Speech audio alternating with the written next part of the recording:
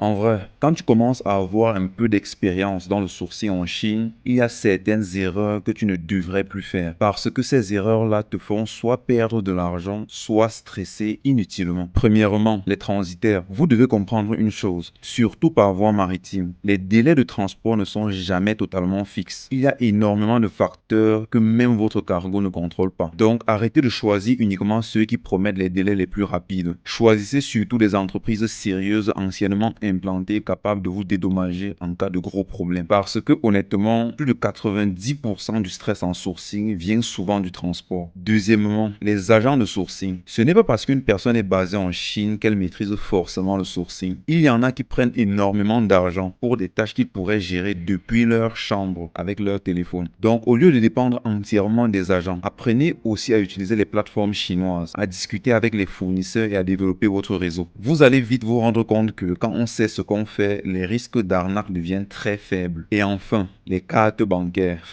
Les cartes physiques ou virtuelles, c'est pratique pour les petits achats, genre moins de 1000 yuan. Mais dès que les montants commencent à monter, faites plutôt recharger votre compte Alipay. Sur le long terme, vous allez économiser beaucoup sur les frais. Ceci dit, si vous voulez apprendre le sourcing en Chine sérieusement ou simplement recharger votre compte Alipay facilement, laissez-moi un message.